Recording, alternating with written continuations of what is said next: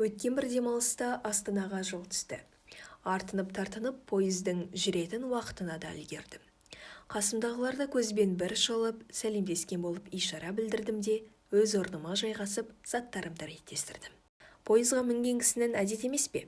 Серіктестеріңмен танысып, уақытты өлтіріп бару. Содан ол екі кісіге мен де жақындадым. Талқылап отырғандары алып қашу нысаны жақсы қыз екен. Екеуі кейбір жерінде сұмдығай десе, енді бірде күліп отыр.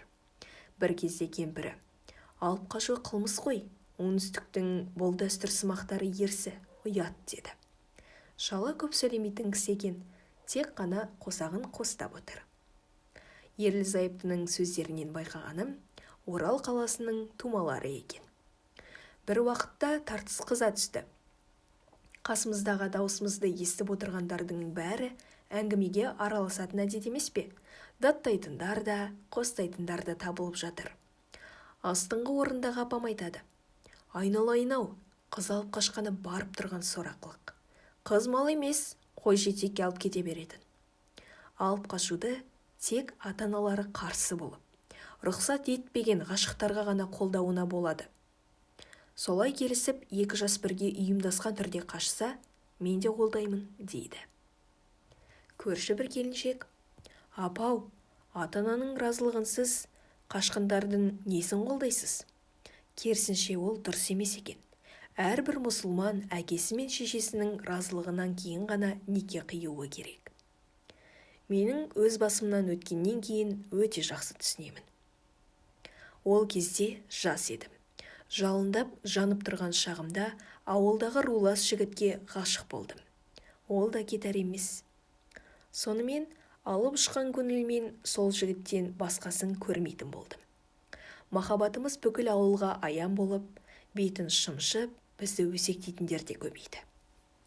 Ата-анамның құлағына жеткен кезде әкем белдікпен сабап алғаш рет қол көтерді. Оның барлығын тыңдамай, рулас жігітімен бірге қашуға бел байладым. Оның да әке-шешесі қарсылық көрсеткенмен көндіріп беташар жасатқызды. Бірақ ертесіне біз қалаға кетіп қалдық. Сол есалаң сезіммен ақымақ болғанымды қазір түсініп жүрмін. Басында бәрі жақсы, сүйіктім қасымда. Десе де қаладан жұмыс табылмай, нан табылмауы бөлек әңгіме. Ұзақ уақытқа дейін бала сүйе алмай қалдық. Күйеуім екеуміздің ара қатынасымыз 2 жылға жетпей суи бастады. Жағдайымызды түзеле бастағанда үйленгенімізге 4 жыл болған еді. Бірақ бала туа алмадым. Тәуіптерге де барып емделдім, дәрігерлерді де көрдім. Еститін жауабымыз: екеуіңізде де бәрі дұрыс.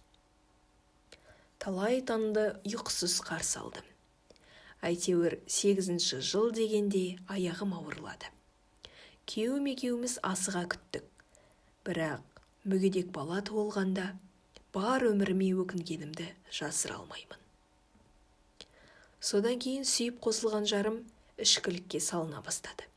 Ұрыс-керіс көбейіп, өзім үйден кетіп қалдым. Қазір пәтер жалдап тұрамын. Ата-анамның алдынан кешірім сұрап барғанымда, қабылдағанымен арамыз жақындап кетті деп айта алмаймын. Баламды мүгедек балалардың мектебіне беріп, анда-санда барып тұрамын. Барған сайын оның өміріне өзімді кінәлап, жанымды іштей жеп қоямын.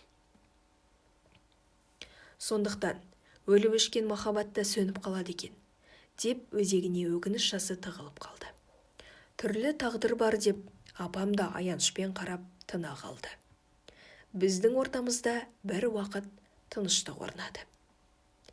Әркім осы бір өкінішті оқиғаны естіп, өзінің өкініштерімен салыстыруға көшіп кеткендей. Адам басының мәселесі таусылмайды. Әр жүректің өзіне жетер қайғысы бар. Осы бір арпалысты бұзғандай болып, тағы бір 40-тың үстіндегі әйел сөз бастады. Өзін алып қашудың құрбаны санайды. Жас күнінде осылай пойызбен Жаңақорғаннан Алматыға қарай жолға шығады. Бір вагонда бірге келе жатқан жігіттер жас қызбен танысып алады. Әзіл қалжыңмен уақыт өткізіп келе жатқан жігіттер қызды шуға келгенде тамақ алуға көндіреді. Ойында ештеме жоқ бойжеткен келісе кетеді. Сол жерде түскен қыз қайта пойызға міне алмайды. Жігіттер ол қызды алып қашады. Араларындағы ірі денелі қара жігіт оны сүйіп қалыпты-мыс. Сонымен алдын ала дайындап қойған жандай шаптары мәшинеге салып ала қашыпты. Көнбей қиғалақ салып айғайлаған қызға: «Қаласың, әйелім боласың, егер келіспесең, сені бәріміз зорлаймыз» деп қорқытқан. Амалсыздан келісіп келін болдық. Бірақ оның айтуынша екі балалары болса да, оны сүйіп кете алмапты. Бар ғұмырым өзім ұнамайтын, тіпті жек көретін адамның жанында өтіп жатты. Бірнеше жыл бұрын қайтыс болды, содан кейін саудаға шығып кеттім. Балаларымның ырыздығын содан тауып отырмын, дейді. Бұл тағдыр тақырыбындағы әңгіменің түбіне жету тіпті мүмкін емес. Осы сықылды түрлі оқиғаларды тізбектеп отырып, уақыттың біраз жерге таяп қалғанын да байқамаппыз.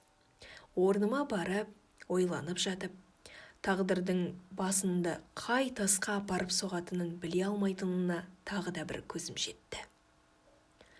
Таңертең мен ұйқыдан оянғанда олар орнында жоқ екен.